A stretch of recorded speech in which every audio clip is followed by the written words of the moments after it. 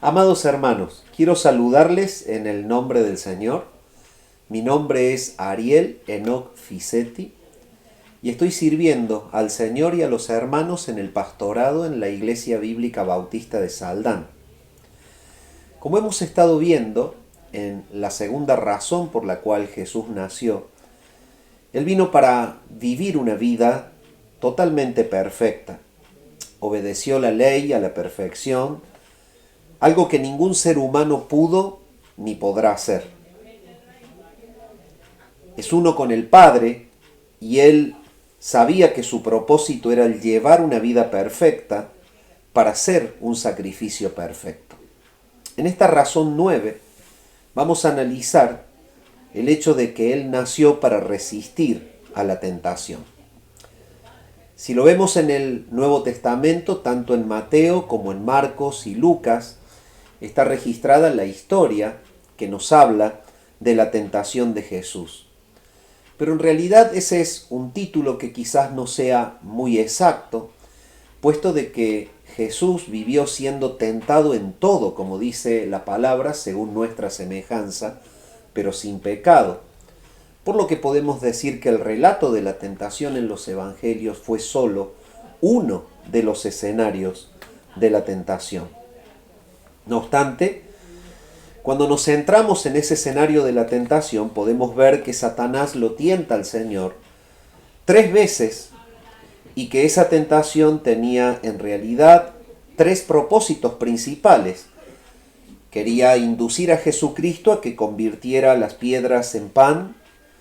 En segundo lugar, quería inducir a Jesucristo a que pidiera rescate por ser librado cuando él se arrojase del pináculo de un templo. Y en tercer lugar, el enemigo intentó que el Señor codiciara o deseara gobernar todos los reinos del mundo a cambio de adorarle postrado a Él. Pero cuando avanzamos en el Nuevo Testamento y pasamos los Evangelios, llegamos a la epístola de Juan y en el capítulo 2, versículo 16, encontramos que nada de lo que hay en el mundo, los deseos del cuerpo, la codicia de los ojos y la vanagloria de la vida provienen del Padre, sino del mundo. Y cuando analizamos la tentación con este texto de Juan, vemos justamente que Satanás quiso tentar al Señor en estos 3 principios fundamentales, a través del deseo de la carne, a través del deseo de los ojos y por la vanagloria de la vida. Cuando vemos a los escritores del primer siglo, encontramos a Tomás de Aquino. Es uno de los teólogos más influyentes en la historia, y él expuso sobre la tentación de Cristo en una de las mayores obras que se llama Suma Teología. En la tercera sección afirma que era totalmente justo y apropiado que Jesús fuese tentado. Y esto es por causa también de lo que dice Hebreos capítulo 14 y el versículo 15, que expresa que no tenemos un sumo sacerdote incapaz de compadecerse de nuestras debilidades, sino uno que fue tentado en todo de la misma manera que nosotros, pero sin pecado. También cuando vemos la historia podemos encontrar el registro de Gregorio Magno, quien asumiera como papa en el año 590, y declaró que no era indigno que nuestro Redentor fuera tentado, que aquel que había venido para ser muerto, para que así venciere nuestras tentaciones con las suyas, tal como aniquiló nuestra muerte con la propia.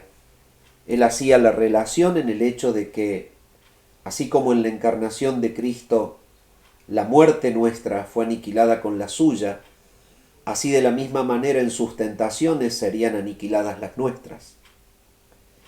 Pero si regresamos históricamente a Tomás de Aquino, señala que algunos pueden llegar a creer que si una persona es lo suficientemente santa, por ser suficientemente santa, puede ser librada de las tentaciones. Pero Aquino refuta la creencia errada esta, declarando que ninguna persona puede considerarse lo suficientemente piadosa como para ser librada de las tentaciones, ya que Cristo, siendo el hombre perfecto, el piadoso por excelencia, Él fue tentado según nuestra semejanza.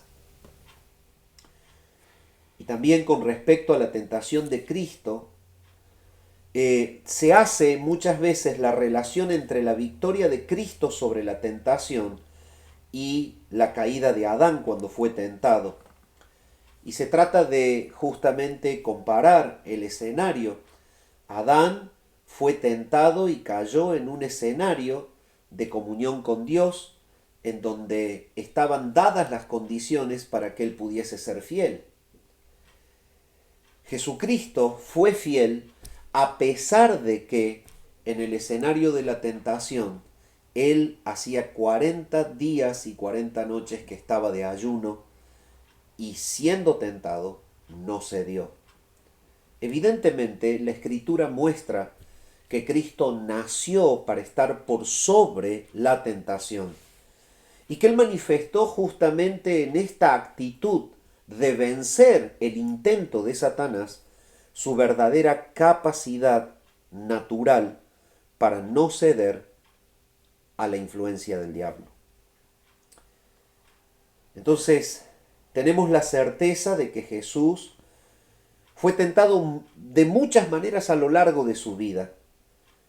Además del momento del desierto, en su infancia no fue ajeno a las tentaciones. La palabra misma dice que él crecía como crecían los demás niños, pero en gracia y en sabiduría para con Dios y los hombres. Sin embargo, entendemos que en su relación con otros niños muchas veces él puede haber sido tentado, y aún en su ministerio él fue seguramente tentado. Cuando él se sintió perseguido, violentado, seguramente él fue tentado a evidenciar violencias o a querer golpear a sus agresores, a sus adversarios, que trataban de engañarlo, de difamarlo y aún también de matarlo. Es probable que él haya sentido deseos de defenderse. Sin embargo, cuando nosotros leemos lo que ocurrió frente a la actitud de la turba que vino a prenderle guiada por Judas, cuando Malco fue herido por Pedro, el cual le seccionó una oreja, Jesús no obró de una manera vengativa, sino que le sanó delante de todos.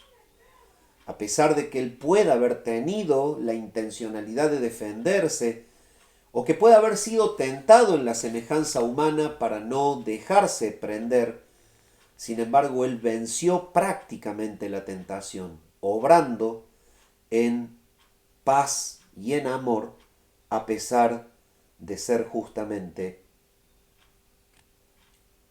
buscado para matarlo. Entonces, en Cristo hay un ejemplo maravilloso de triunfo sobre la tentación. No solamente que Él mostró una conducta perfecta que lo constituye como un sumo sacerdote perfecto, sino que él en la vida práctica, cuando fue desafiado a actuar como un hombre tentable y caer en el pecado, ya sea de la violencia o de la venganza personal, él no actuó de esa manera. Y de la misma manera, quienes somos seguidores del Señor, sabemos que Él nos ha capacitado para poder resistir la tentación a través de la persona del Espíritu Santo que Él mismo ha enviado a la tierra al ascender a la gloria. Y es el Espíritu de Dios quien, morando en nuestros corazones, nos lleva de triunfo en triunfo frente a las tentaciones, porque justamente la obra del Espíritu es una obra santificante. La obra del Espíritu es la obra de formar a ese Cristo con un carácter piadoso que resiste la tentación. Por eso, mi amado, el desafío al poder recordar en Jesús esta razón por la cual Él nació, es que frente a la tentación se pueda ver que Cristo reina en tu vida, que su carácter piadoso, que pudo contra la invitación de Satanás a pecar y a obrar la maldad, pueda verse en tu vida a través del poder del Espíritu Santo que te lleva a que Cristo sea formado en ti. El Señor te bendiga grandemente.